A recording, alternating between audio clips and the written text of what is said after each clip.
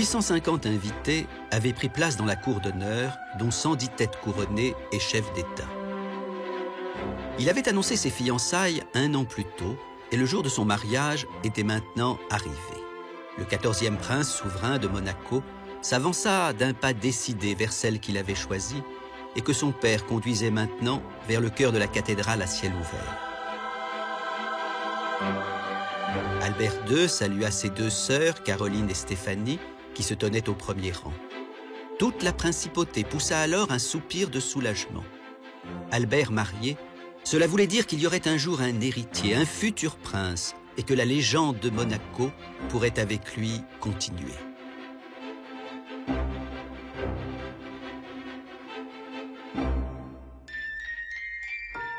La légende de Monaco. Chacun de nous, qu'il s'intéresse ou non à la vie des têtes couronnées, sait que cette légende a commencé avec Grace Kelly. Je me souviens de son mariage comme si c'était hier. À la maison, il n'y avait pas encore la télévision et j'avais accompagné ma mère chez une voisine pour suivre la cérémonie. En nous ouvrant sa porte, celle-ci nous répéta ce qu'elle avait entendu à la radio et qui était alors sur toutes les lèvres. Le mariage de Grace Kelly avec le prince Régnier sera le mariage du siècle.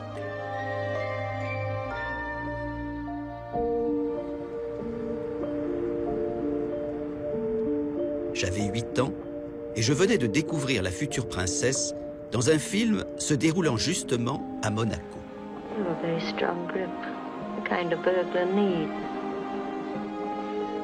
À côté de Marilyn Monroe, Lorraine Bacall ou Ava Gardner, on m'avait expliqué que l'héroïne de La main au collet faisait désormais partie de l'Olympe du cinéma américain. Or voilà qu'à peine âgée de 27 ans, elle allait abandonner Hollywood et ce qui s'annonçait comme une carrière éblouissante pour un prince inconnu et un royaume improbable.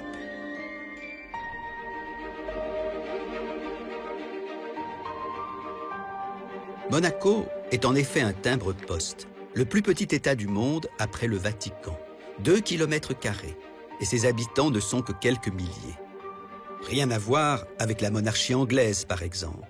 Membre du Conseil permanent des Nations Unies, l'Angleterre est l'une des principales puissances mondiales, et il n'y a pas si longtemps, l'Empire britannique rayonnait d'un bout à l'autre de la Terre. Alors comment le prince d'une petite villégiature pour Happy Few avait-il attiré dans ses filets Grace Kelly? Comment, une fois mariés, avaient-ils réussi tous les deux à fabriquer l'un des plus étonnants mythes modernes? Et comment diable ce mythe a-t-il pu durer jusqu'à aujourd'hui, alors même qu'ils ne sont plus là pour l'incarner?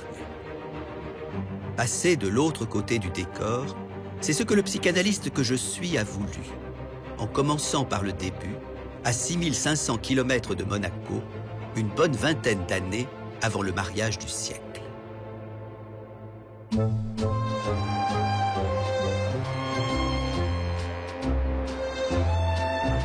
Philadelphie, nord-est des États-Unis. Entre New York et Washington, c'est la principale ville de l'État de Pennsylvanie. À la fin du XVIIe siècle, son fondateur déclara qu'elle serait la cité de l'amour et de la tolérance. C'est là que la future princesse Grace vint au monde le 12 novembre 1929, et malheureusement pour elle, l'amour et la tolérance ne furent pas les 2 premières fées que son père, John Kelly, convoqua à son baptême. John Kelly, le père de Grace, c'est lui. Petit dernier d'une famille d'origine irlandaise, il avait épousé Margaret, la mère de Grace, qui appartenait, elle, à une famille d'aristocrates allemands. Ancienne championne de natation, elle avait comme John le goût de la discipline, de l'autorité, de l'exploit aussi. Car les parents de Grace partageaient tous les deux un vrai culte du corps et les mêmes conceptions particulièrement rigides sur l'éducation des enfants. La famille Kelly était riche, et Grace fut élevée dans cette magnifique maison coloniale de près de 20 pièces. John avait en effet fondé une affaire de maçonnerie, et en empilant des briques, il avait fini par devenir millionnaire, ce qui lui laissait tout le temps nécessaire pour se consacrer à sa seule passion, son corps.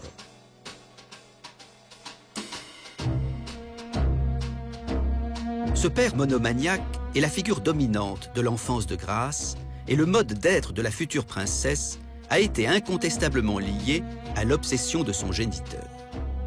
1,90 m, 90 kg, le père de Grace Kelly voulait sans cesse améliorer ses performances et c'est sur l'eau qu'il décida de connaître la gloire. Hélas, en 1920, il se vit refuser par l'Angleterre le droit de participer aux prestigieuses régates royales de Henley, car le règlement interdisait aux travailleurs manuels, et donc à l'ancien maçon qu'il était, de concourir. L'humiliation fut terrible, et même si par 3 fois John fut ensuite médaille d'or d'aviron aux Jeux Olympiques, ce qui fit de lui l'un des sportifs les plus connus et les plus admirés de sa génération, il considéra que l'affront qu'il avait subi ne serait pas lavé tant qu'un de ses enfants n'aurait pas gagné à Henley. Un de ses enfants, mais lequel? Certainement pas Grace en tout cas, car alors même qu'elle faisait tout ce qu'elle pouvait pour plaire à ce père tyrannique, y compris de l'aviron, c'était une fille, et une fille fragile.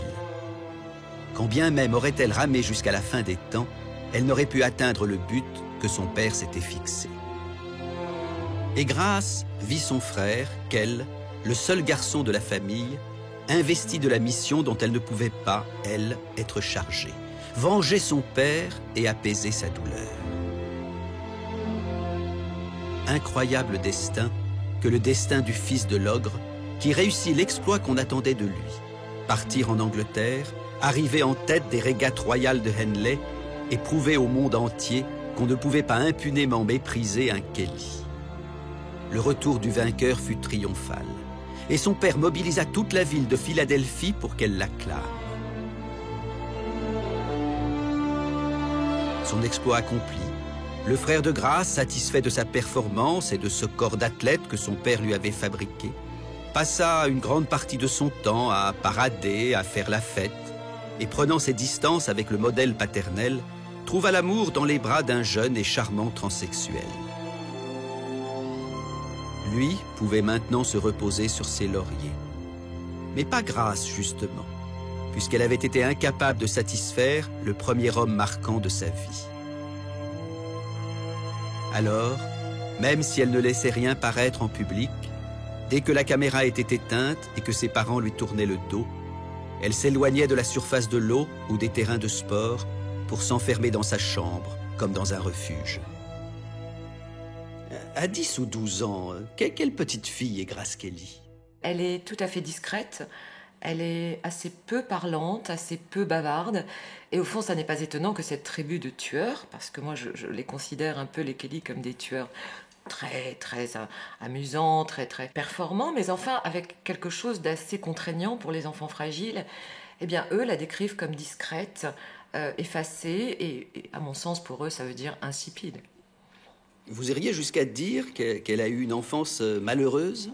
Oui, je trouve qu'elle n'est pas épanouie. Je trouve que c'est la petite qui ne se fait pas remarquer, qui est un peu brimée par le père. Vous savez, il y a des caractères rigides qui peuvent être extrêmement, comme ça, contraignants. Et je pense que le père était un ténor et qu'il n'avait pas du tout de tolérance pour le caractère de Grace.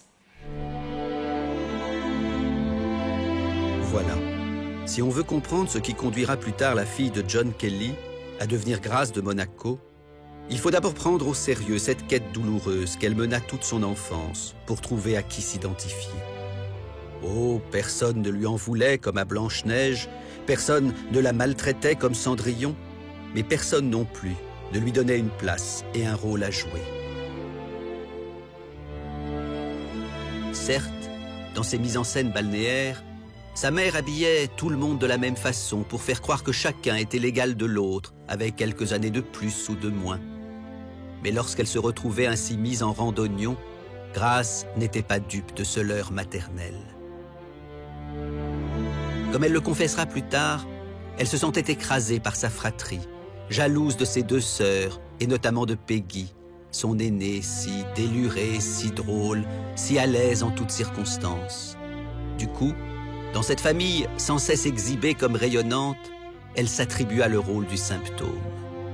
Grace attrapait froid au moindre courant d'air et multipliait les angines, les crises d'asthme et les otites. Le corps de Grace, qui allait devenir au sortir de l'adolescence l'un des plus admirés du monde, entra en résistance et permit à la future star de ne pas être broyée par la moulinette de la normalité.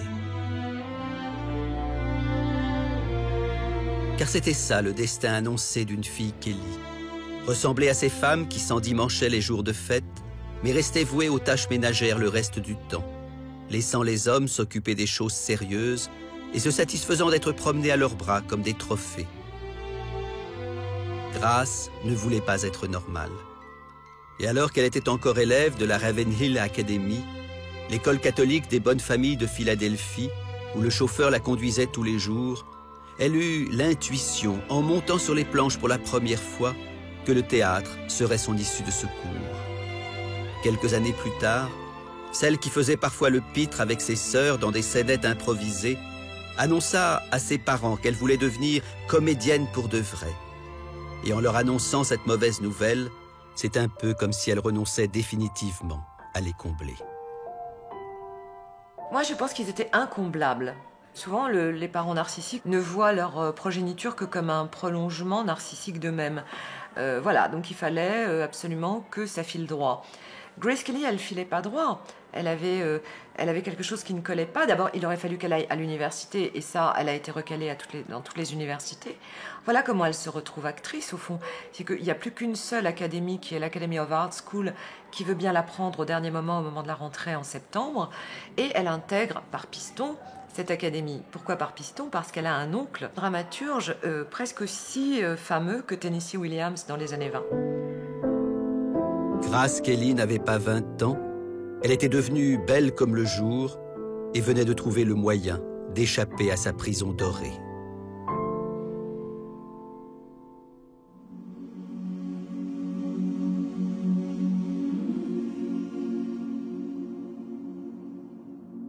Prison dorée. Régnier, lui aussi, aurait pu appeler ainsi son royaume quand il le contemplait du haut de sa terrasse. Car il ne s'y passait rien, désespérément rien, comme si son pays était condamné à rester tel qu'il l'avait lui-même connu en venant au monde en 1923. Des courses automobiles, des baignades et des jets d'eau, des promenades ensoleillées et surtout un paradis fiscal et des jeux d'argent dont une société privée, la SBM, la Société des Bains de Mer, véritable État dans l'État, avait le monopole. Une chanson proclamait la joie de vivre à Monaco. Amusez-vous, foutez-vous tous, la vie entre nous est si brève. Amusez-vous, comme on est fou, la vie est si courte après tout. Amusez-vous, foutez-vous tous, la vie passera comme un rêve. Faites-les sans coup, dépensez tout, prenez la vie par le bon bout. Hey, zou.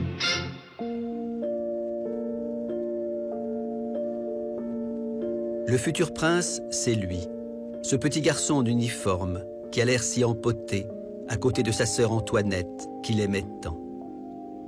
J'ai tout de suite été frappé par cette coïncidence qui explique l'empathie immédiate que ressentirent l'un pour l'autre Grace et Régnier. Exactement comme sa future épouse, Régnier a souffert toute son enfance d'être insignifiant, mal aimé, méprisé. Élevé par des nounous et soumis à l'autorité de son grand-père, Louis II, le souverain régnant, homme égoïste et réactionnaire, il n'a jamais eu le sentiment que ses parents attendaient quelque chose de lui. La mère du petit prince, Charlotte, était totalement absente et laissait son fils être vaguement éduqué par son grand-père. Quant au comte de Polignac, le père de Régnier, qui avait épousé Charlotte en 1920, il n'était guère plus présent. Ses parents se connaissaient à peine, ne s'étaient jamais aimés, et leur mariage avait été une pure formalité. Ni ma sœur ni moi n'avons connu l'amour maternel, dira Régnier, qui après le divorce éclair de ses parents, verra son père interdit de séjour à Monaco et sa mère s'égayer dans la nature, mener sa vie loin de lui pour devenir au final assistante sociale dans les prisons, où Régnier eut la stupéfaction de la découvrir amoureuse de René Lacanne, as du grand banditisme et ancien membre du gang des tractions avant. Éduqué dans des pensions à l'atmosphère étouffante, où on le corrigeait à coups de bâton et de douche froide, Régnier devint un jeune prince timide et gauche, dont l'avenir semblait aussi sombre que celui de l'Europe quand la guerre éclata. En quelques semaines, les troupes allemandes écrasent la Hollande, la Belgique et enfin la France. Les troupes italiennes attaquent plusieurs villes de la Côte d'Azur et prennent position aux portes de Monaco. Mussolini imagine un instant annexer le rocher, mais ses alliés allemands l'en dissuadent. Un gouverneur militaire y est bientôt nommé et très vite, la Gestapo arrive à Monaco. Sans hésiter, Louis II, pétainiste convaincu, vend son âme au diable. Le rocher devient le rendez-vous des fascistes et des trafiquants en tout genre. Les nazis considèrent Monaco comme un pays ami et, contribuant à la création de Radio Monte-Carlo, en font un haut lieu de leur propagande.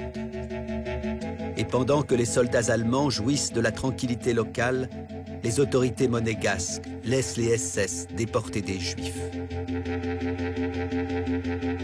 En 1944, quelques mois après avoir vu sa mère renoncer au trône à son profit, Régnier s'engage dans l'armée française comme simple deuxième classe et part pourchasser la Wehrmacht. Il faut comprendre ce qu'est la situation en 1944. Régnier a 21 ans, c'est un jeune homme, et c'est un jeune homme qui, à la différence de quelques-uns de ses contemporains, ne s'est engagé en rien. Il n'est pas résistant, il n'est pas gaulliste, il n'est pas communiste, il n'est rien du tout. Il est ce qu'on appelle en Italie un vitellone, il fait la fête. Et cet homme qui fait la fête se retrouve tout d'un coup investi d'une responsabilité particulière, qui est que la principauté est collaborationniste, très collaborationniste. Elle est le seul pays occupé par les Allemands dont, par exemple, les frais d'occupation ont été remboursés par Berlin. Régnier, donc, est obligé de s'engager pour, comment dirais-je, sauver la monarchie, mais au lieu de se contenter d'être un deuxième classe banal qui a effectivement été pris dans les circonstances, va effectivement faire une vraie guerre. Et ensuite, il fait un truc absolument saisissant, qui est un acte politique important pour un jeune homme de 21 ans. Il dénonce publiquement par voie de tracts et voie d'affiches la collaboration. Ce faisant, Régnier a gagné le premier pari de sa vie. Image de Monaco libéré. Sans son passage à l'acte audacieux, jamais le prince n'aurait pu épouser 12 ans plus tard Grace Kelly et jamais le rocher ne serait devenu mythique. Il fallait d'abord que l'adolescent Fallot s'efface et qu'il laisse le champ libre à un héros.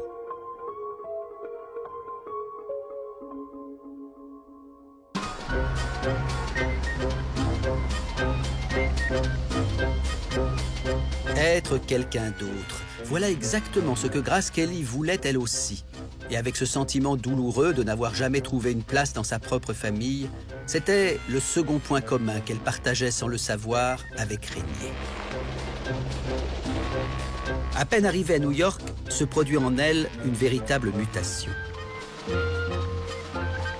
On l'avait connue secrète, elle devient accorte, avenante, séductrice. Elle s'amuse, elle plaît, on la surnomme l'Amazone et tout le monde la remarque. Les hommes, bien sûr, dont elle avait pu constater à Philadelphie l'effet qu'elle produisait sur eux, mais aussi les publicitaires qui lui offrent ses premiers contrats.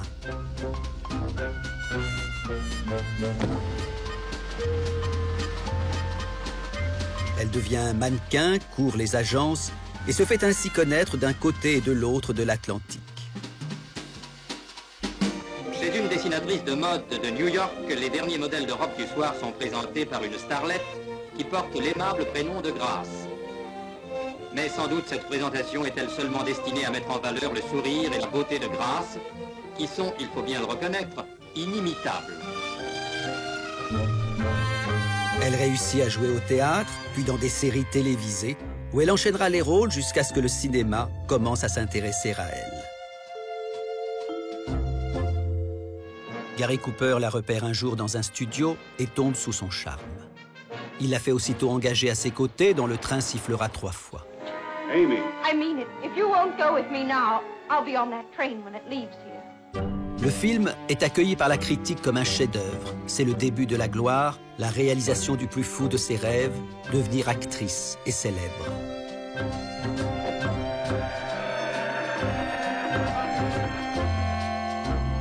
Un an plus tard, Grace Kelly joue dans Mogambo, aux côtés de Clark Gable et Ava Gardner, ce qui lui vaut d'être nominée pour l'Oscar du meilleur second rôle féminin.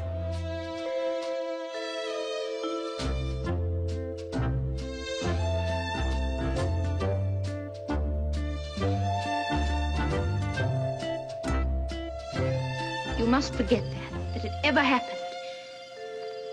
It was just, well, it was nothing. You want me to forget it?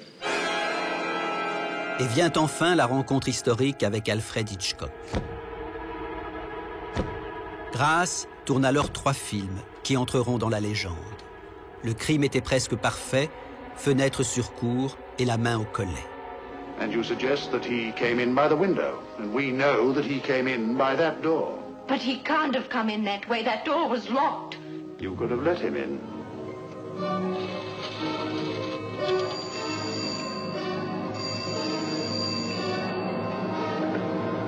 Hello? Hello?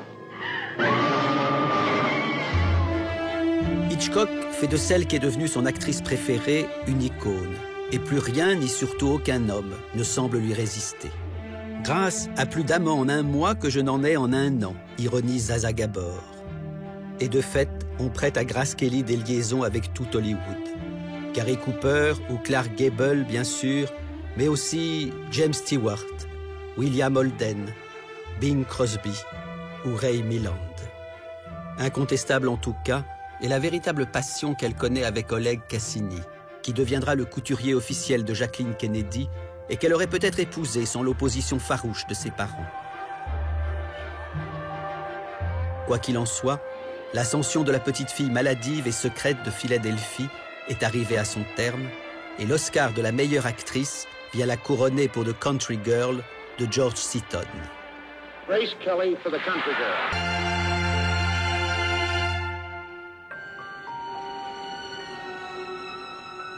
Et c'est pourtant là, au cœur même de ce monde du cinéma dont elle avait attendu le salut, que Grace Kelly éprouva un sentiment d'échec. C'est ce que Freud appelait la névrose de destinée, quand la vie tout entière semble marquée inéluctablement par la répétition du même scénario malheureux. Grace ne supporte pas d'être corvéable à merci, sans que jamais on ne lui demande ne serait-ce que son avis sur les rôles qu'on lui impose. À quoi bon avoir quitté sa famille pour se retrouver au final dans cette nouvelle cage, malmenée par des producteurs encore plus tyranniques que son père? On a du mal à croire que dans les années 50, Hollywood était une prison. Il n'y a pas une actrice qui, dans ses mémoires, ne parle pas de ça. Je veux dire, Hollywood, c'était une série de contraintes, d'obligations, et soit on était viré, soit on en partait. Grace Kelly, même avec un Oscar, ne pouvait pas choisir ses films. Non.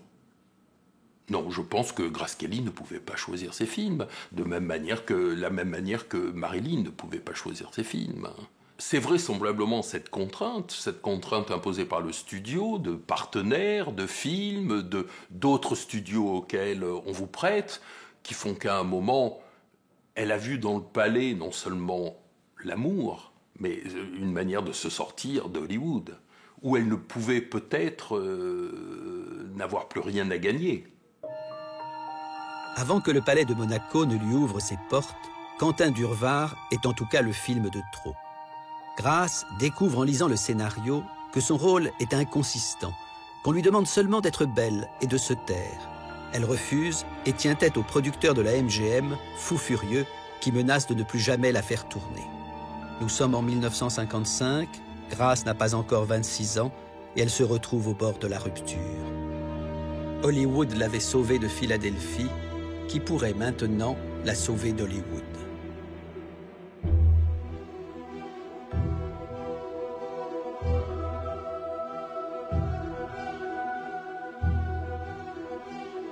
Toute la population monégasque s'est portée sur le rocher des Grimaldi pour assister aux obsèques de son souverain, le prince Louis II. Son petit-fils, le prince Régnier III, saura maintenir comme lui les traditions auxquelles se trouve attachée toute la principauté.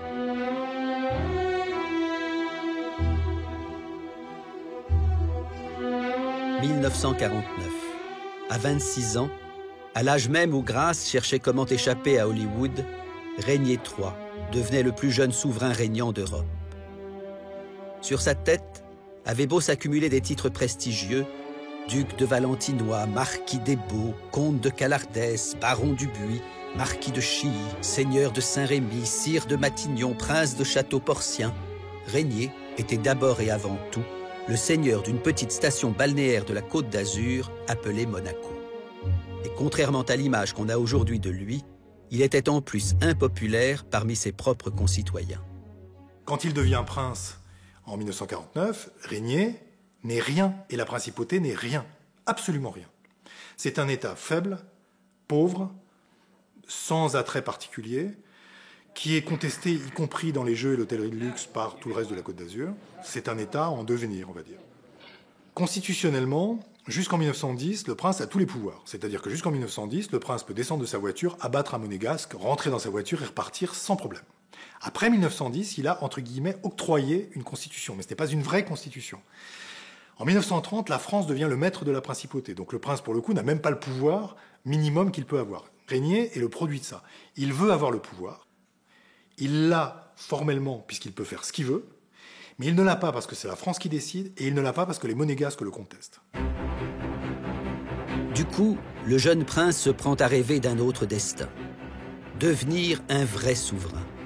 Moderniser son royaume. Renflouer ses caisses. Il s'agite, multiplie les visites officielles, essaye de faire savoir à la France qu'avec lui, plus rien ne sera pareil. On le reçoit avec politesse, on le traite avec égard, mais on lui fait bien comprendre que ni lui ni Monaco ne font le poids. Fort heureusement, Régnier est plus heureux dans sa vie privée. Il aime et il est aimé. Comme Grace Kelly, qu'il ne connaît pas encore, Gisèle Pascal est actrice. Elle a joué au théâtre, tourné avec Marc Allégret ou Marcel L'Herbier. Elle a le même âge que le prince qu'elle a connu alors qu'il était encore étudiant. Ils sont amoureux depuis des années, leur liaison est connue de tous, et comme on les voit souvent ensemble et qu'ils semblent détendus, complices, heureux, les rumeurs de mariage vont bon train. Alors, que se passa-t-il? Eh bien, un nouveau passage à l'acte. Soutenu par son confesseur personnel, le père Tucker, qui avait plusieurs fois mis en cause les origines trop modestes de Gisèle Pascal, Régnier décide purement et simplement de sacrifier son amour sur l'autel de la renommée, comme s'il comprenait d'un coup que la seconde moitié du siècle serait non seulement médiatique, mais people, et qu'il devait dès lors s'apparenter à une femme capable de transcender par sa seule présence et Monaco et son propre règne. Le père Tucker ne se fit pas prier pour prendre les choses en main, et la rupture du prince avec Gisèle Pascal fut rendue publique. L'ouverture du 8e festival de Cannes allait fournir à Régnier l'occasion qu'il attendait.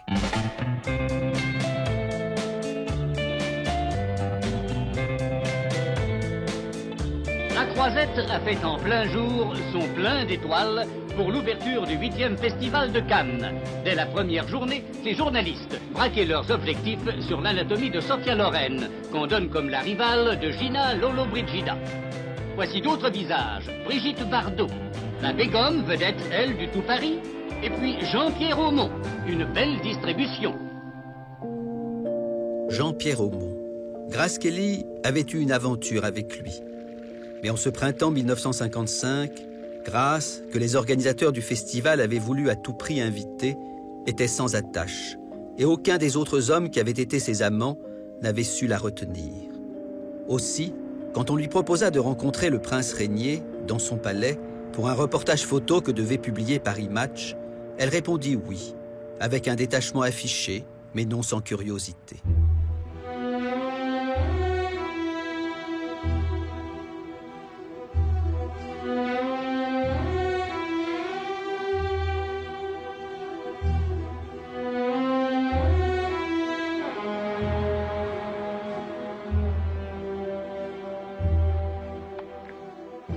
Et Grace demanda « Comment dois-je m'adresser à lui? Parle-t-il anglais? Je ne sais même pas quel âge il a. » Elle fit la révérence, comme on le lui avait appris, et le prince lui demanda si elle aimerait voir son palais.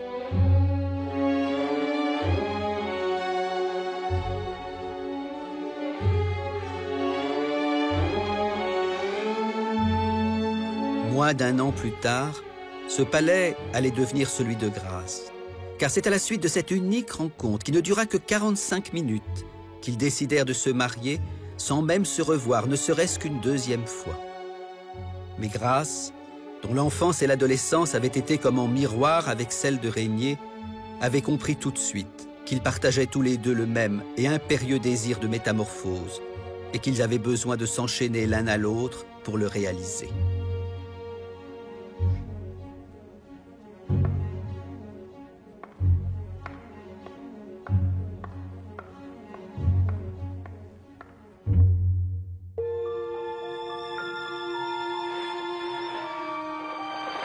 Le festival de Cannes terminé, Grace rentra aux États-Unis et, se réconciliant provisoirement avec la MGM, tourna un nouveau film, Clin d'œil du destin, puisqu'elle y interprétait le rôle d'une princesse. Oh, my dear child, this is the one thing, the one opportunity that all your life I've been praying for you to become a queen.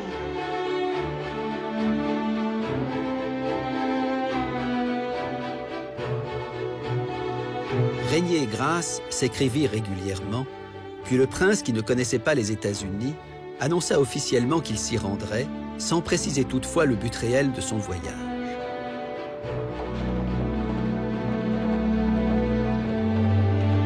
Ce moment est émouvant pour moi. Je commence ma première visite aux États-Unis et je fais reconnaissance avec la plus grande métropole du monde. Le père Tucker avait soigneusement planifié la suite des événements, et après quelques visites protocolaires de pur semblant, le jour de Noël 1955, le prince arriva pour dîner chez les Kelly qui l'avaient invité.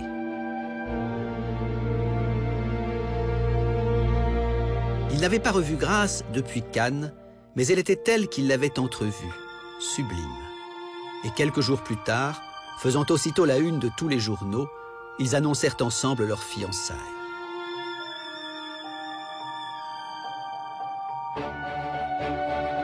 John et Margaret Kelly, qui jusque-là confondaient Monaco avec Morocco, le Maroc, étaient au comble de la perplexité. En acceptant de me marier, déclara Grace un peu plus tard, j'entrais bien sûr dans un monde nouveau, totalement inconnu, et je dois dire que cela m'effrayait un peu. Mais j'étais décidé à changer de vie, et le prince aussi.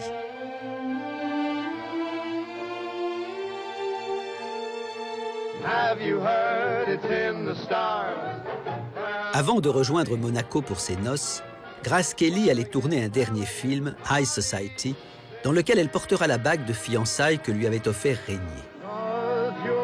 Plus rien n'était cependant pareil, et les producteurs de la MGM comprirent qu'elle leur avait définitivement échappé.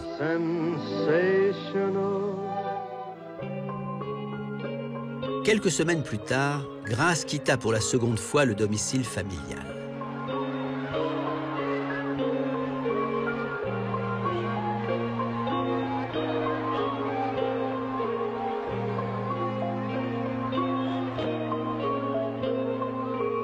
Sur le quai du port où l'attendait le Constitution, le bateau qui devait la mener jusqu'à Monaco, la foule était si dense, les journalistes si nombreux, qu'un incident, une altercation entre photographes, éclata comme un mauvais présage.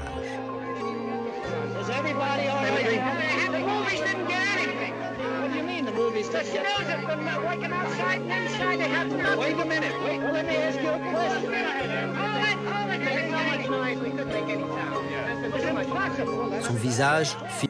Just getting married is a very big step for any girl, and I'm, of course, I have a great many feelings about that, and it's a very exciting thing, and I'm very, very happy. Of course, I'm a little sad to be leaving home, but I hope to be back quite often. Peu avant midi, sur un dernier adieu de la Corne de Brume, le Constitution quitta le port et descendit l'Hudson. Le sort en était jeté. Grace avait été une star, elle ne savait pas encore qu'à peine arrivée sur le rocher, elle allait devenir pour les médias une proie.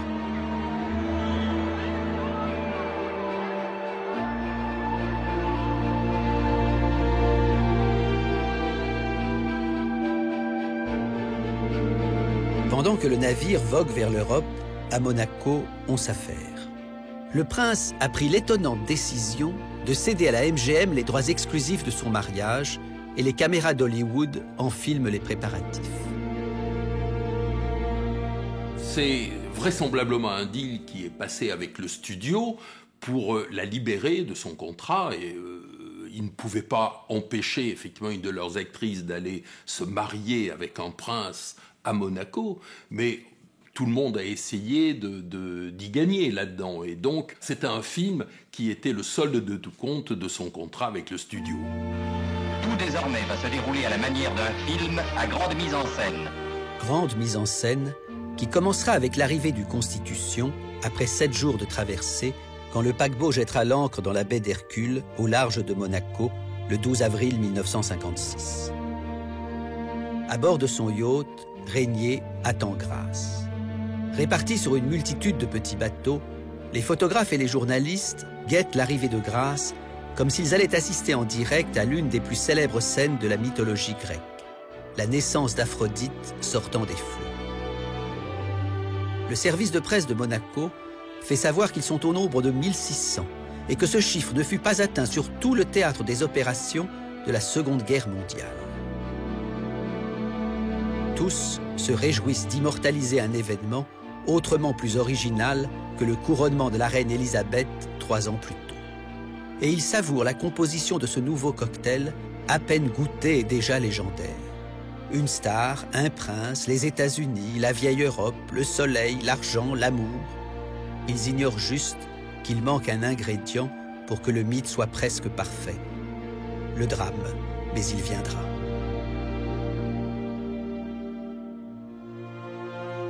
Les festivités allaient durer 8 jours. Réceptions officielles, accueil des délégations, discours, remerciements, réjouissances en tout genre. Avant même d'être mariée, Grace découvrit les contraintes du protocole qui voulait contrôler désormais chacun de ses gestes.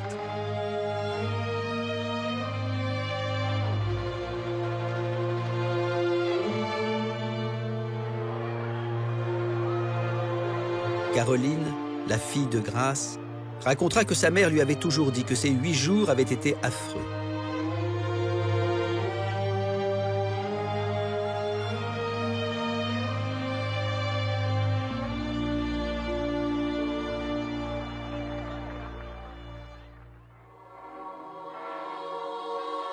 Jeudi 19 avril. Les cérémonies religieuses du mariage vont être vues d'un bout à l'autre de la planète. Et ses sœurs, qu'elle a choisies comme demoiselles d'honneur. 25 mètres de taffetas, 100 mètres de tulle, 1000 perles incrustées. La robe de la mariée a été offerte par son studio, la MGM, comme le veut la tradition hollywoodienne. Grace est livide. L'émotion la paralyse. On sait que rien n'était spontané, que chaque moment avait été calculé au millimètre près. Alors, qu'est-ce qui nous touche chez Grace Kelly ? Ses cheveux blonds, bien tirés, en chignon derrière elle. Elle a un visage d'une pureté qui prend bien la lumière, et que ce soit en film ou que ce soit en photographie, je veux dire, elle est belle, elle est pure, elle donne des photos, des plans d'une beauté extraordinaire parce qu'ils ont la grâce. Le prince a revêtu son grand uniforme aux épaulettes d'or et s'avance à son tour, couvert de médailles. Son visage est celui d'un sphinx, impassible. Difficile de deviner les sentiments d'un homme qui semble avoir appris depuis toujours à les dissimuler en public. À quoi pense Grace, elle qui n'avait pas cessé de lui dire qu'ils devraient fuir, se sauver tous les deux et se marier dans une petite chapelle de montagne. Le oui des jeunes mariés fut inaudible. Voulez-vous prendre pour légitime épouse Grace Patricia, ici présente, selon le rite de notre mère, la Sainte Église. Grace Patricia, voulez-vous prendre pour légitime époux Régnier Louis Henri Maxence Bertrand, ici présent, selon le rite de notre mère, la Sainte Église. Ego conjugum vos in matrimonium, nomine Patris. Rien n'échappant aux caméras, celles-ci attrapèrent le moment troublant où Grace vint à l'aide de Régnier, à qui résistait l'anneau nuptial.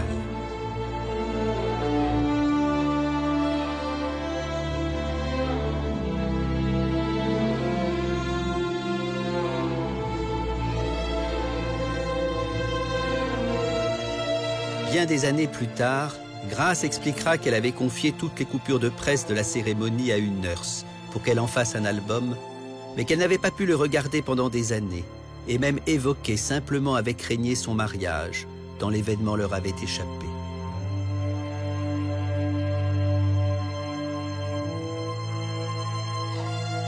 Et quand on lui demanda quel avait été le temps le plus fort de cette journée qui avait changé sa vie, elle se rappela surtout le moment où elle s'était dit « Voilà, j'y suis. C'est une rue à sens unique. Il n'y a pas moyen d'en sortir. »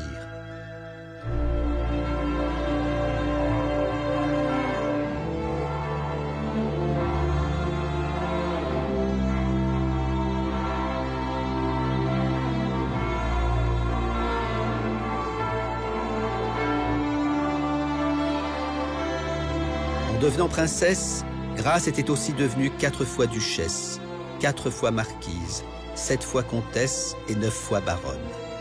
En quelques secondes, un petit oui prononcé à voix basse avait radicalement modifié son identité. La question était maintenant de savoir ce qui en elle réussirait à ne pas être bouleversé.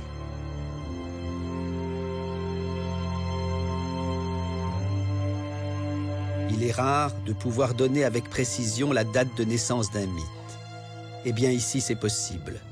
19 avril 1956. Et il est encore plus rare que les héros d'un mythe en soient les habiles maîtres d'œuvre. Eh bien c'est pourtant ce que Régnier et Grace vont devenir en écrivant avec un véritable génie de la mise en scène la suite de leur histoire commune.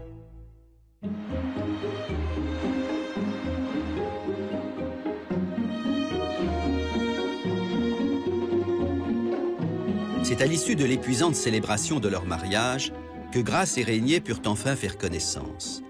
Ils n'avaient jamais été seuls, quelles vérités obscures allaient-ils déceler l'un sur l'autre maintenant que la fête était finie? Eh bien non.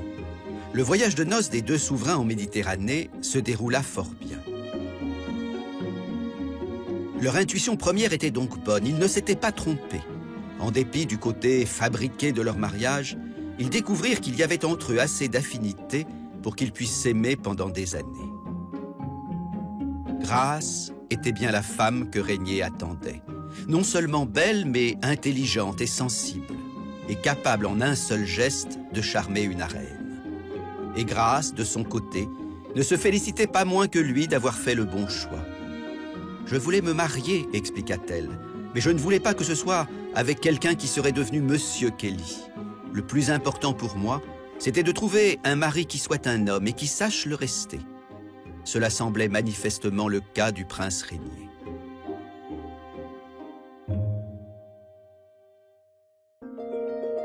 En rentrant à Monaco, Grace était donc heureuse.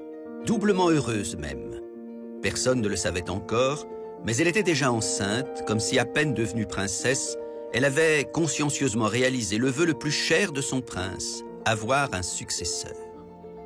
Les couvertures de magazines qui affichaient l'image de leur bonheur naissant ne mentaient pas.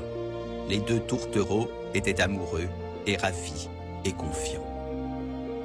Cela dit, en épousant Régnier, Grace avait épousé Monaco, et en épousant Monaco, elle avait épousé une drôle de vie qui semblait l'avoir transformée par un coup de baguette magique en petite fille modèle. Comment concevez-vous votre rôle de princesse à Monaco?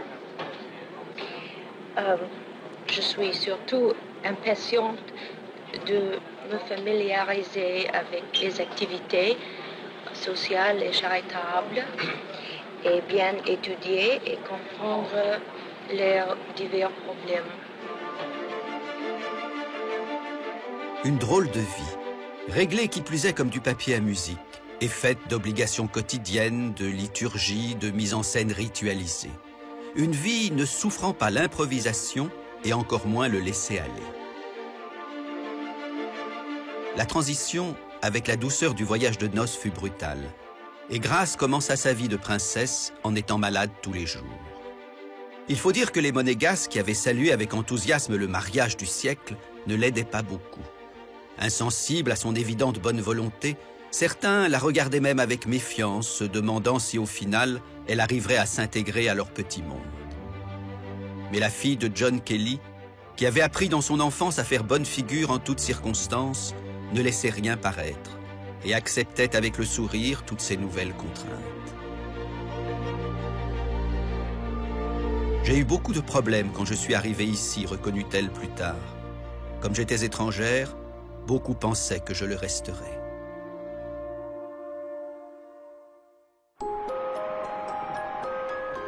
Par chance, un heureux événement écarta tous les nuages, et c'est Régnier lui-même qui vint le commenter devant la presse. Monseigneur, nous aimerions connaître les prénoms que vous avez choisis avec son Altesse Sérénissime la Princesse Grace pour le nouveau-né. Vous savez que la question des prénoms a été résolue après un long débat entre la princesse et moi-même. Et finalement, nous sommes arrivés à une sélection.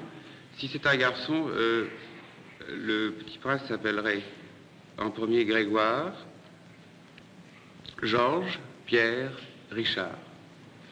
Si c'est une fille, Caroline, Louise, Marguerite. Monseigneur, comptez-vous avoir d'autres héritiers? Mais bien sûr.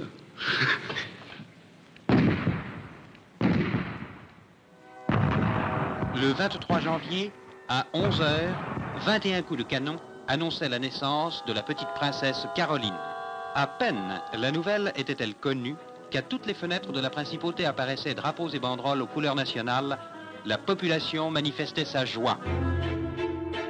Dans les heures qui suivirent la naissance de Caroline, raconta le patron de Paris Match, Régnier nous fit réunir dans un des salons de l'hôtel de Paris. Les photos princières furent mises aux enchères et chacun de nous fut convié à mettre sous enveloppe le prix que son journal proposait. Match offrit 6 millions de francs, une somme énorme pour l'époque, mais François l'emporta en proposant 1 million de plus.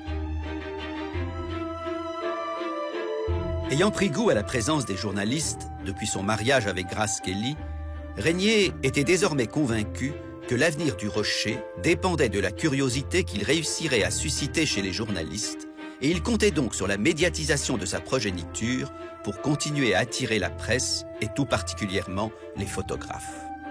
Le mot même de paparazzi n'existait pas encore à l'époque, et Régnier fut loin de soupçonner qu'en agissant ainsi, il faisait entrer lui-même les loups dans la bergerie.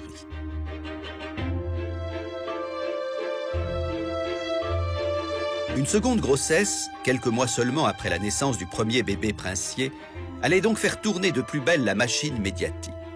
La faire tourner d'autant plus vite que Grace, décidément parfaite, devait cette fois mettre au monde un garçon.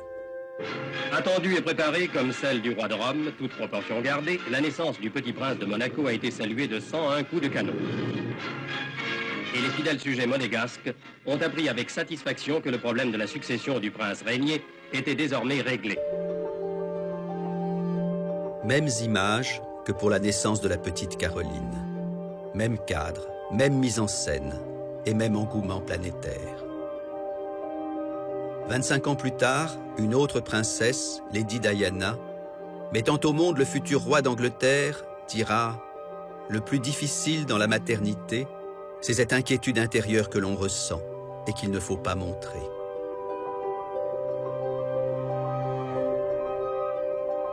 Regardez ces images privées de la famille princière. Regardez ces images restées secrètes pendant des années et qui semblent tourner à des années-lumière de l'agitation du palais.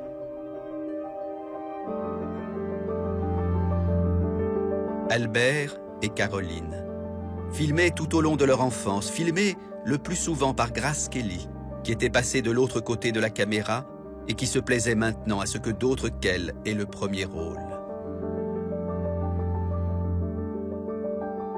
Albert et Caroline, devenus à leur corps défendant les deux indispensables acteurs du conte de fées que leurs parents avaient inventé. Car c'est la loi du genre, les grands mythes ont besoin d'héritiers, quitte à les consommer comme Saturne dévorant son fils. La première question que je voudrais vous poser, je crois que tout le monde se la pose, c'est un sujet d'étonnement et un peu d'admiration. On se demande comment vous avez fait pour passer d'un mode de vie qui était celui d'une star américaine à la vie de la princesse de Monaco. Ce sont deux modes de vie très différents. Est-ce que c'est très difficile?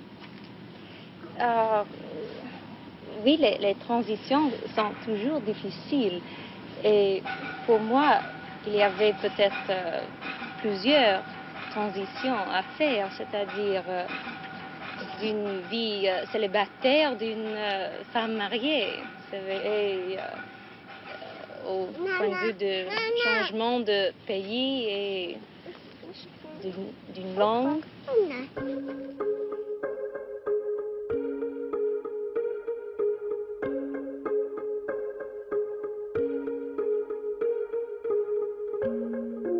Régnier, prenant plaisir à la paternité, jouait de bon cœur avec Caroline et Albert, ne voulant pas qu'il souffre de son absence comme lui-même avait souffert de celle de ses parents.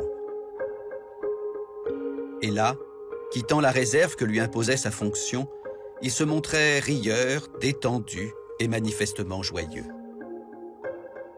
Grace, pensant elle aussi à sa propre enfance, disait vouloir tenir compte de la personnalité de chacun de ses enfants et surtout les laisser s'épanouir. Je ne veux pas les considérer comme des êtres inférieurs. Je veux respecter tout au contraire les adultes qu'ils deviendront plus tard.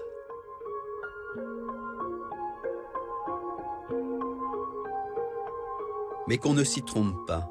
Grace fut une mère sévère, aussi sévère que Régnier, et exigeant de ses enfants qu'ils respectent ce qu'elle appelait nos règles de vie et nos valeurs éternelles, elle faisait en sorte que les deux petits, chaque fois que le protocole l'exigeait, répondent illico aux desiderata du palais.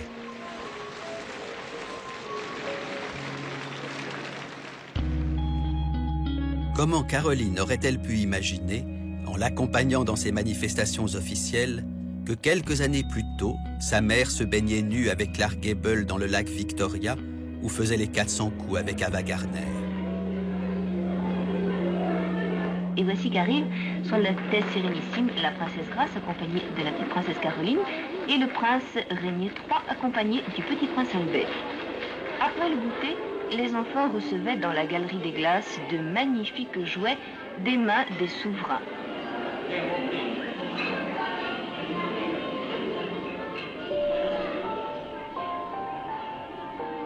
Parce que son père le préparait à monter sur le trône, Albert connut une enfance encore plus contrainte que celle de sa sœur. Un jour, alors qu'il n'avait que 5 ou 6 ans, il se retrouva au milieu d'un groupe d'enfants à qui une vieille dame demanda ce que chacun voulait faire quand il sera plus grand. L'un répondit qu'il voulait être pompier, l'autre policier.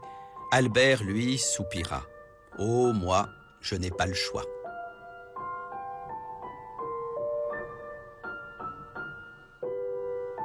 Albert avait d'autant moins le choix que Régnier comptait bien lui léguer non pas une petite villégiature, mais un véritable État. Et pour transformer Monaco, tout restait à faire. Régnier n'y va pas par 4 chemins. Pour avoir les mains libres, il dissout le Conseil national, la chambre unique du Parlement monégasque, et suspend purement et simplement la Constitution.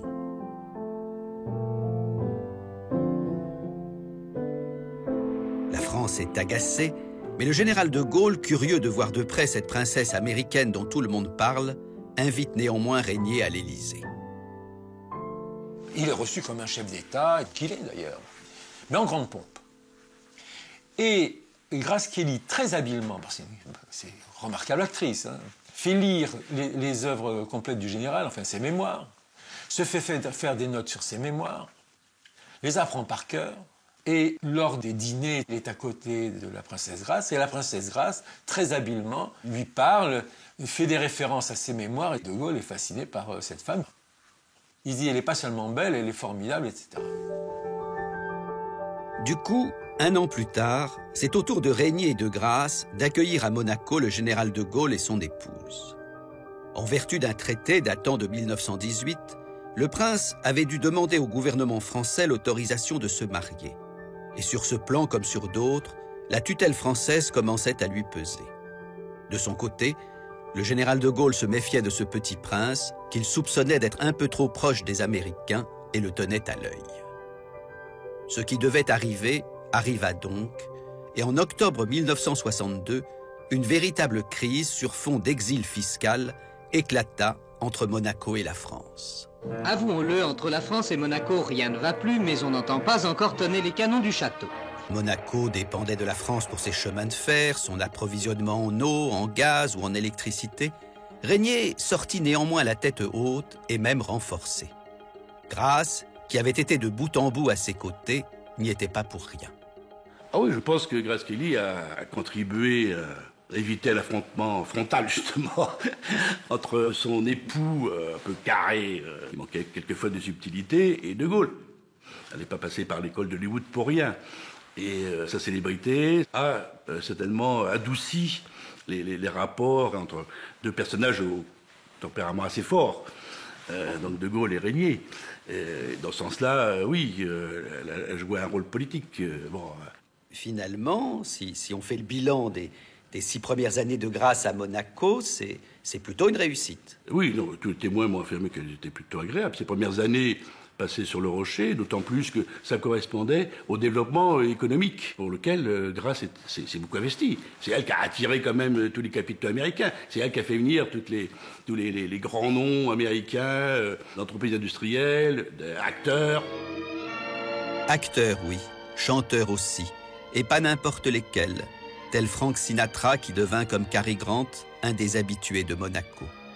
Car après avoir dépoussiéré le palais, Grace partageait avec Régnier le même désir, réconcilier la principauté avec son siècle. La principauté ne veut pas vivre de son passé. Elle est à un tournant de son évolution. Et je crois sincèrement que Monte-Carlo est une des rares exceptions où on peut concilier le charme du passé avec les exigences de la vie moderne. Mais il reste sur place un ennemi de taille qui règne notamment sur les casinos, source considérable de revenus pour Monaco. C'est l'armateur grec Aristote Onassis, un homme immensément riche, patron de la SBM, la toute-puissante société des bains de mer qui contrôle une bonne partie du rocher et dont Régnier veut maintenant se débarrasser. Et il va y arriver, il est quand même très habile, Régnier. Il a construit progressivement son habileté. Il est confronté à des difficultés de plus en plus grandes. Bon, parce que combattre les monégasques, c'est une chose, mais combattre le général de Gaulle, c'est quand même pas le même niveau, quoi. Et quand il se retrouve face à Onassis, qui est un type particulièrement rusé, qui est un homme d'affaires, qui est un très grand homme d'affaires international, qui a une réussite financière énorme, il arrive à le coincer. Du jour au lendemain, en effet, Régnier fait voter une loi qui modifie les règles du jeu et Onassis quitte Monaco avec l'amère sensation de s'être fait filouter. Une fois Onassis parti, Régnier est définitivement le seul maître à bord? Oui, à partir de son OPA là, sur la SBM en 1960, il devient le boss, il devient le patron. Et c'est lui qui décide tout, en seigneur absolu, en autocrate. C'est lui qui décide de tout ce qui se passe à Monaco. Des uniformes des gardiens de prison, au choix de la couleur de la moquette d'une nouvelle salle de congrès, c'est lui qui décide tout. Voilà. Régnier a gagné son 2e pari. Il est marié avec l'une des plus belles femmes du monde, il a tenu tête à la France, éliminé ses opposants. Pour que le mythe soit parachevé, il lui faut maintenant sublimer Monaco. 20 ans après son mariage, le résultat est spectaculaire. Le rocher n'a plus rien à voir avec la petite bourgade sur laquelle Louis II avait régné. Villas, immeubles, palais des congrès.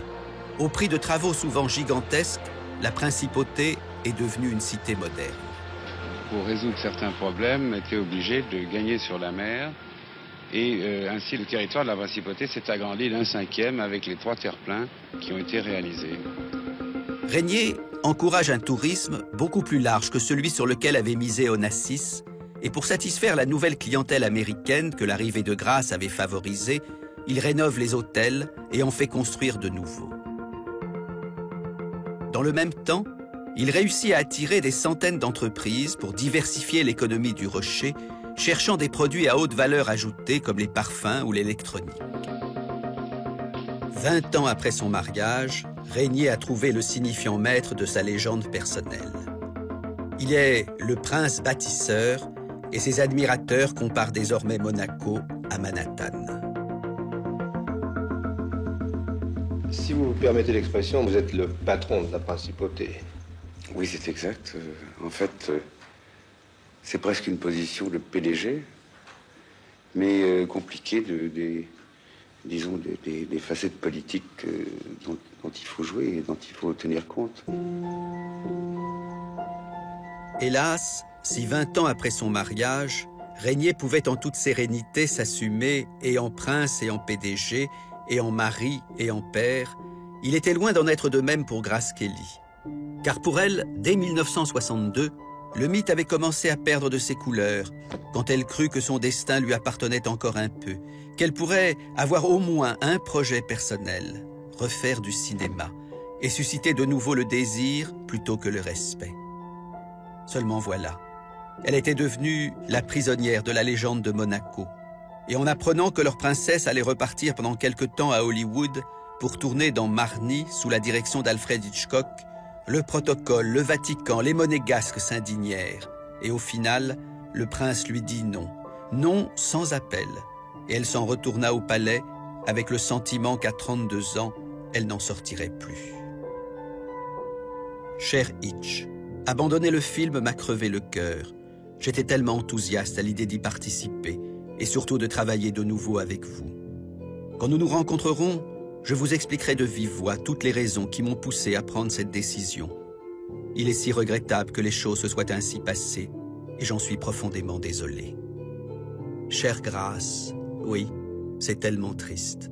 Moi qui me réjouissais tant de ce nouveau film ensemble. Retour à la case départ. Et vint alors au monde Stéphanie, que sa sœur et son frère accueillirent avec joie. Et Grace Kelly, reprenant sa caméra, se remit à filmer ses bambins et leurs géniteurs sous tous les angles.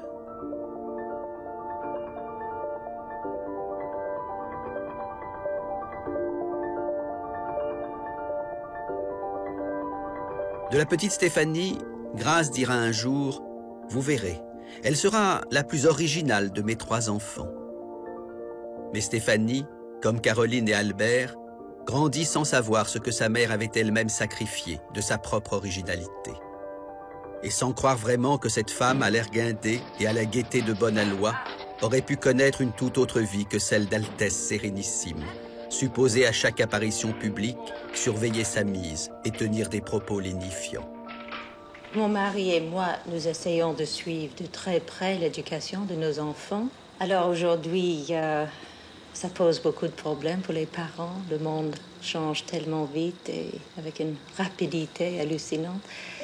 Mais nous essayons de surtout préparer nos enfants pour le monde d'aujourd'hui. Grace essayait de se persuader que tout allait bien. Et en venant par exemple chercher elle-même ses enfants à l'école, elle laissait entendre à la cantonade que Monaco ne lui avait passé aucun carcan autour du cou et qu'elle pouvait vivre normalement. Mais la pression médiatique était de plus en plus forte, et sur ses enfants comme sur elle-même, et elle avait fini par accepter que cela ne prendrait jamais fin. Nos enfants sont visés un peu plus. Chaque geste, chaque chose est vue et critiquée souvent. Alors c'est pas facile pour les enfants d'être élevés sous le spotlight comme ça. Albert, bring that little football over here. Ready, go.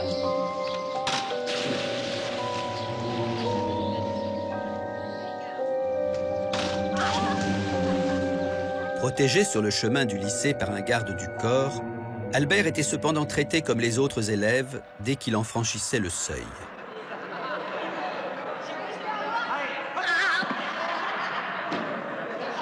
Montez, bien, voilà, c'est bon. Allez, allez, oui, bien. Vous avez exactement la même éducation que tous les autres enfants de Monaco? Je le crois, oui. Je le crois. Je pense que c'est une bonne chose. On n'apprend rien de spécial quand on a les destinées que vous allez avoir? Ma foi, non. Rien que le contact avec les adultes et plus spécialement avec mon père donne une éducation peut-être un peu plus complète.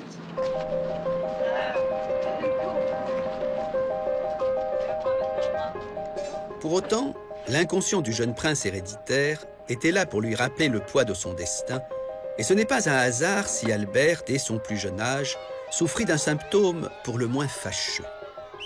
Sportif accompli, mais piètre discoureur, Albert bégayait. En fait, pas tout le temps, pas quand il parlait anglais, la langue de sa mère, mais français, la langue de son père et de ses futures responsabilités. Bravo Albert, c'est Albert premier. Vous êtes timide? Moins maintenant que je l'étais avant, mais toujours un petit peu.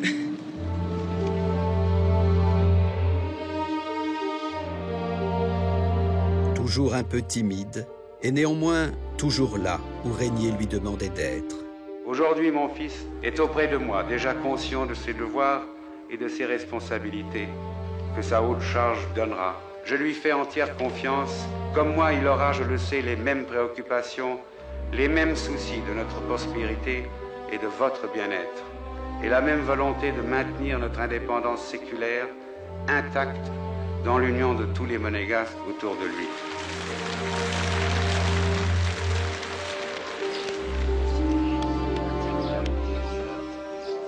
You need me to help you focus? En proposant à Grâce de l'épouser, protesta un jour Régnier, je ne lui avais rien caché de la vie qui l'attendait. Je lui avais même brossé un tableau plus noir que la réalité. Avertie ou non, toujours est-il que la princesse, sur les innombrables images officielles qu'on garde d'elle, semble égarée. Regard absent, geste mécanique. Grâce, en public, fonctionne, tant bien que mal.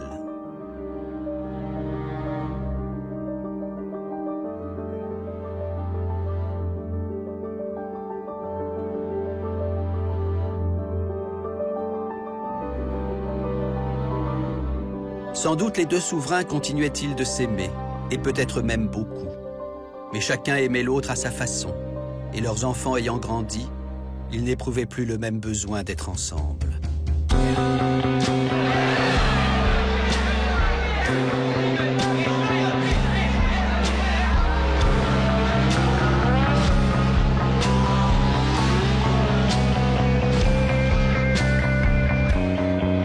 Régnier menait sa vie à Monaco, donnant libre cours à son amour des voitures ou des animaux. Vous aimez particulièrement les animaux? Beaucoup. Probablement plus que les humains. C'est peut-être beaucoup dire, monseigneur. Plus que beaucoup d'humains.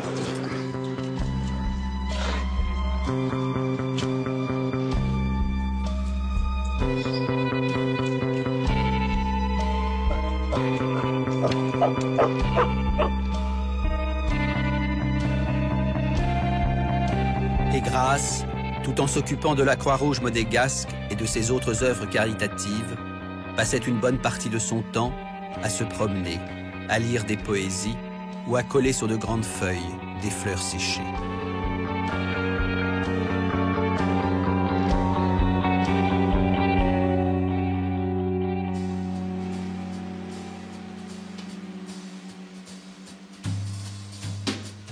Aînée des 3 enfants, Caroline arriva la première à l'adolescence et avec un désir décidé. Pas question de perpétuer le mythe familial, pas question d'épouser comme Grace Kelly un prince. Installée à Paris pour ses études, elle prit plaisir à se montrer en compagnie de différents chevaliers servants, agaçant bien évidemment sa mère, venue la surveiller, mais par ailleurs ravie d'avoir elle-même un prétexte pour quitter Monaco.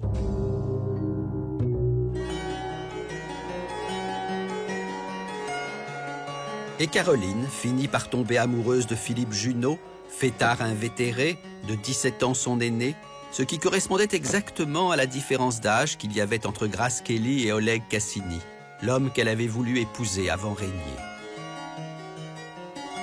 Grace, qui rêvait de marier sa fille au prince de Hanovre, fut désorientée. « Mais que vont penser les gens ?» s'écria-t-elle, en acceptant finalement un mariage décevant plutôt qu'un déshonneur public. Pourquoi Caroline a-t-elle ainsi bravé ses parents?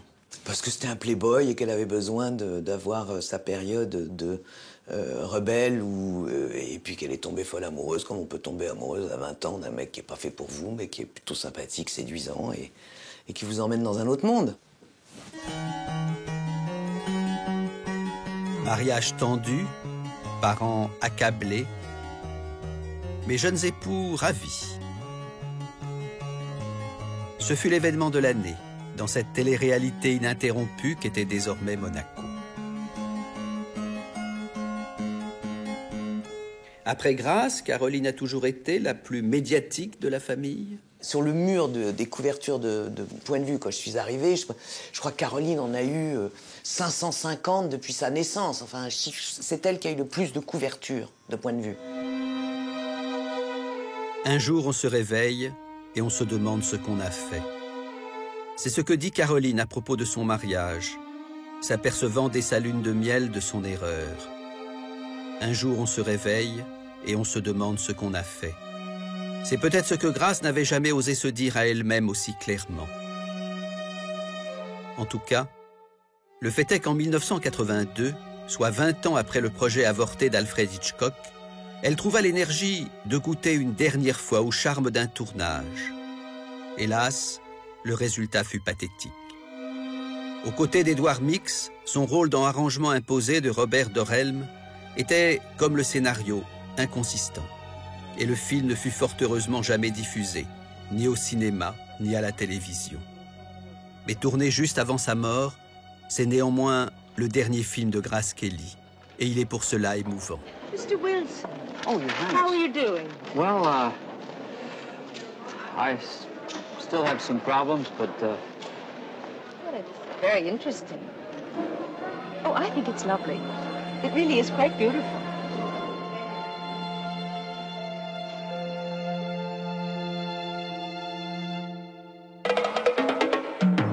Grace Kelly, la princesse Grace de Monaco, est morte des suites de l'accident qu'elle avait eu il y a 2 jours, d'une hémorragie cérébrale, dit-on, depuis l'hôpital qui portait son nom et où elle est décédée. Elle avait 53 ans.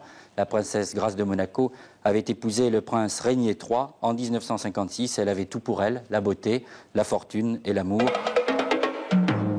Il est 10h15 ce matin, le palais princier de Monaco tel que personne ne l'imagine jamais.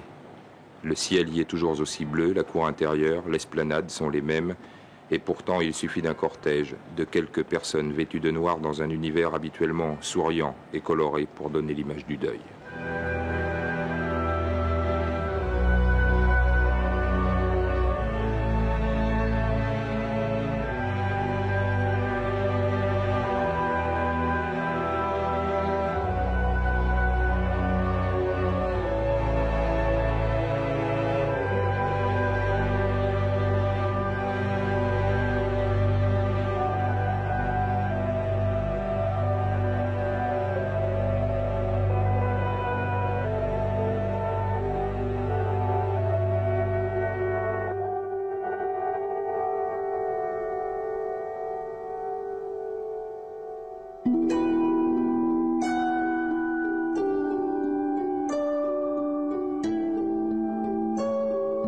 La disparition de la princesse foudroya le prince Rainier. Il n'avait pas 60 ans et sa vie allait encore se poursuivre pendant de nombreuses années. Mais sans Grace Kelly, le double imaginaire qui lui avait permis d'exister, il était comme arrivé au terme de sa propre histoire. Il n'en était bien évidemment pas de même pour les 3 enfants de la princesse. Stéphanie n'était pas encore majeure, et si Albert comme Caroline avaient dépassé la vingtaine, ce n'était pas depuis bien longtemps. Et c'était sur leurs épaules que reposait désormais la survie du mythe de Monaco, alors même que ce mythe avait été fabriqué comme sur mesure pour leurs parents, et qu'ils devaient maintenant en trouver, tout seuls, un mode d'emploi. Caroline étant la fille aînée, c'est elle qui tout naturellement se retrouva en première ligne. À chacune de ses apparitions publiques, les observateurs se posaient la même question. Pourra-t-elle reprendre un jour le flambeau que Grace Kelly avait laissé tomber?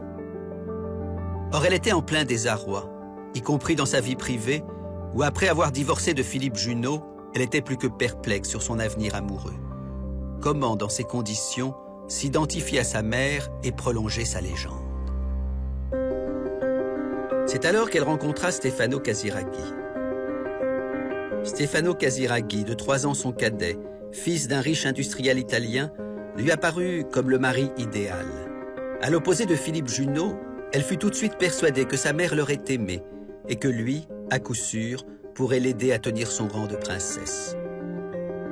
Du coup, celle qui avait dit « Cela me serait égal de ne pas être Caroline de Monaco » accepta de bon cœur tout ce qu'on attendait d'elle, et notamment qu'elle incarne à son tour le mythe, comme Grace, charnellement. Je ne sais pas si la famille princière restait perchée sur le rocher à se tourner les pouces. Je ne pense pas qu'on soit encore là. Il faut vivre avec son temps, il faut... Puis nous sommes une petite communauté, c'est un peu comme une grande famille, et chacun y met du sien, et faut pas oublier que les Monégasques sont très très peu nombreux. En quelques années, Caroline devint la nouvelle icône de Monaco. Et comme Grace avec ses 3 enfants, la nouvelle icône se laissa filmer avec ses propres bambins, Andrea, Charlotte et Pierre. Scène privée de bonheur que Grace n'était plus là pour voir, mais qui faisait écho à celle qu'elle avait elle-même filmée. Merci qui? Merci bébé. Andrea, comment il s'appelle, papy? Comment il s'appelle? Monseigneur. Hélas, le rocher, pour exister, devait attirer encore et toujours les regards. Et Caroline ne pouvait ni rompre, ni même ralentir la mécanique du spectacle que ses parents avaient mis en place. Et comme le mythe de Monaco n'était jamais aussi attractif que dans le drame, elle subit de plein fouet les conséquences de cette indécence médiatique dont elle était à la fois la complice et la victime. Nous recevons à l'instant des images de l'arrivée en hélicoptère de la princesse Caroline. La famille Grimaldi est une nouvelle fois endeuillée. Stefano Casiraghi meurt à bord de son offshore alors qu'il participait au championnat du monde au large de Monaco.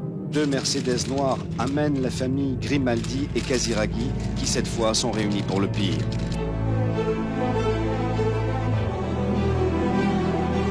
La chanson qui proclamait la joie de vivre à Monaco était décidément trompeuse. Dans le monde des jolies princesses, on souffre plus qu'on ne s'amuse, et c'est pourquoi leurs aventures sont si populaires. L'intérêt que Monaco suscite est cannibale. Oui, depuis 60 ans, la principauté est au menu de notre férocité. Comme nous avons croqué hier la douce Caroline, et avant-hier la si parfaite Grace, nous croquerons demain la jolie Charlène. Et nous regardons avec d'autant plus de curiosité les chérubins dont les princesses accouchent, que nous guettons déjà leur première chute dans l'escalier. C'est précisément à ce destin que voulut échapper Stéphanie, l'autre héritière du mythe, elle que les médias scrutaient à la loupe depuis sa naissance. Elle était née princesse de Monaco, fort bien, mais était-ce une raison pour qu'on la condamne comme Grace Kelly à la détention à perpétuité?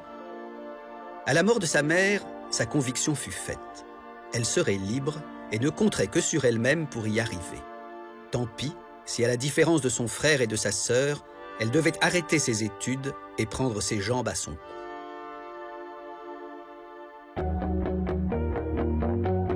Stéphanie s'enfuit dans les parfums, où elle accola à son nom et à sa fragrance un signifiant sans ambiguïté, l'insaisissable. Parce qu'il est sucré, en même temps il est frais, en même temps il est piquant. C'est ça. Il se porte aussi bien la journée que le soir. Elle s'enfuit aussi dans la mode, à la fois comme mannequin et comme créatrice, où elle fit preuve d'une décontraction qui n'était pas sans rappeler celle de Grace Kelly dans ses premiers moments à New York.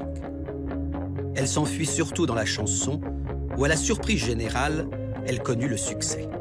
Elle court après quoi, la princesse? La gloire, elle connaît. Les honneurs, elle est habituée. Il restait la vie d'artiste, un rêve de jeune fille ou une opération de marketing. Une princesse chanteuse, est-ce bien raisonnable?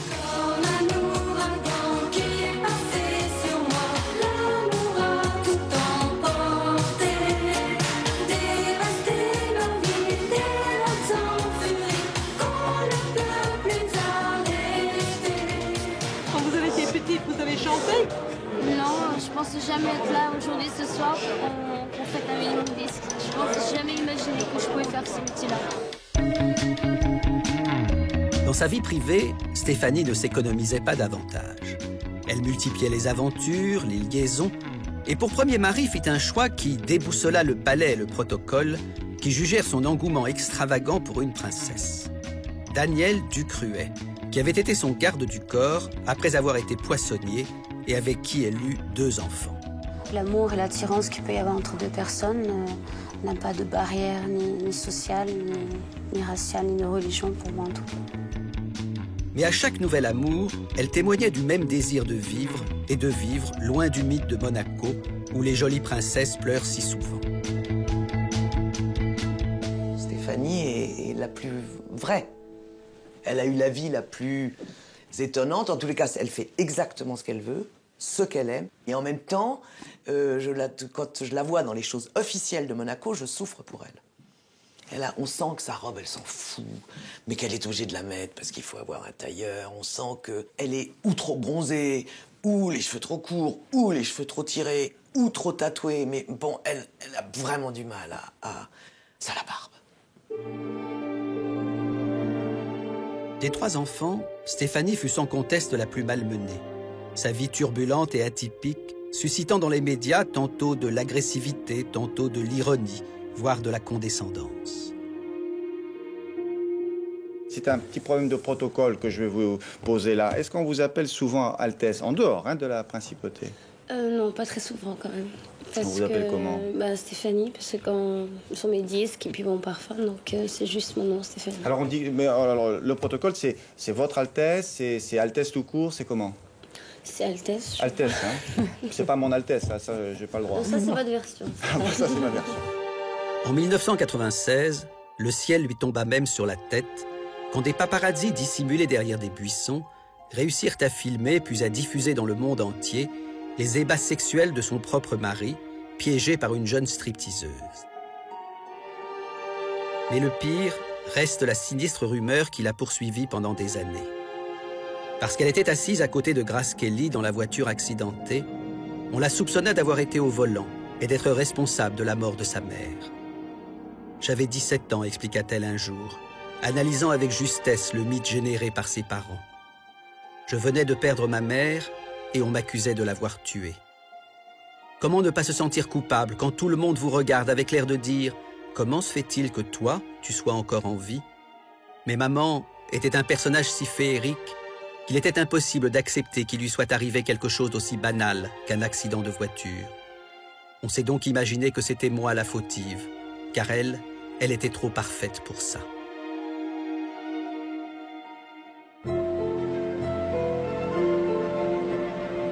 Ne surtout pas être parfait. C'est ce qu'Albert, celui qui ne pouvait pas fuir comme sa sœur parce qu'il était le futur souverain de Monaco, c'est ce qu'Albert a compris après la mort de Grace Kelly en regardant la chimère que ses parents avaient fabriquée. Et c'est peut-être aussi ce qui explique son curieux parcours, fait de détours et de choix très personnels. Champion de bobsleigh à Monaco. Pour être prince, on n'en est pas moins sportif, la preuve. Albert Grimaldi est l'un des 96 concurrents de l'épreuve de bobsleigh à 2 des Jeux de Calgary. Pendant des années, Albert a tout fait. De l'avion, de la course à pied, des visites officielles, de l'humanitaire, du vélo, du triathlon, de la voile, de l'haltérophilie, du tennis, de l'humanitaire encore, beaucoup d'humanitaire. Albert a tout fait, y compris des enfants illégitimes. Tout, sauf ce qu'on attendait de lui, qu'il se marie et fasse à son tour un petit prince. Les rumeurs de mariage ne sont pas fondées, vous êtes un homme libre, monseigneur. J'aime être un homme libre, mais bien sûr, je pense que le mariage arrivera un jour, mais il ne faut pas précipiter les choses et il ne faut pas me bousculer. Pendant des années, Albert a été du coup le célibataire le plus convoité du petit monde des têtes couronnées. Et peu pressé de perdre sa liberté, Albert eut la chance de n'avoir pas à se hâter davantage pour gouverner. Car son père, alors même que sa santé déclinait progressivement, s'accrochait au pouvoir comme à son bien le plus précieux.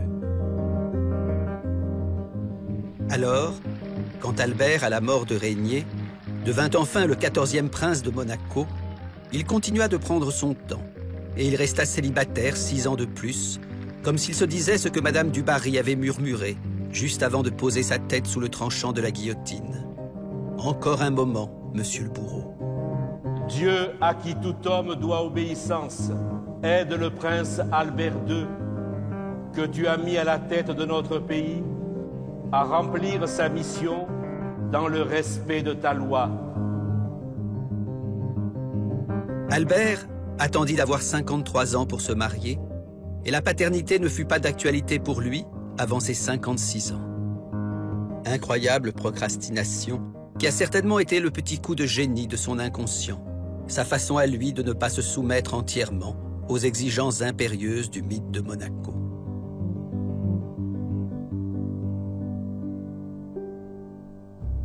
Voilà, à la fois rebelle et docile, Albert, Caroline et Stéphanie ont finalement réussi tous les trois là où leur mère avait échoué. À ruser avec ce mythe dévorateur qu'elle avait créé avec Régnier, à continuer à le faire exister, bien sûr, mais sans lui céder tout de leur propre désir. Grâce à eux, à leurs incartades, à leur maladresse, à leurs égarements, le rocher aurait bien du mal à faire croire aujourd'hui qu'il est lisse comme une image d'Épinal.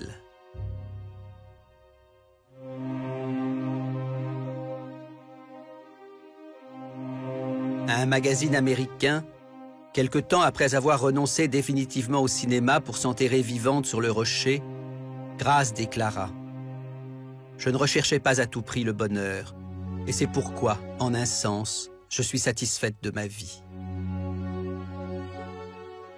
Un jour, une petite fille lui écrivit et lui demanda « J'aimerais savoir combien de temps par jour vous restez sur le trône avec votre couronne. » Je ne sais pas ce que Grace lui répondit. Peut-être aurait-elle dû simplement lui dire « le moins longtemps possible ». 60 ans après le mariage du siècle, ses enfants, et on peut l'espérer pour eux, ses petits-enfants, semblent avoir retenu la leçon. Les mythes ne sont parfaits que pour ceux qui les admirent de loin. Pour ceux qui les vivent de près, c'est le plus souvent un cauchemar.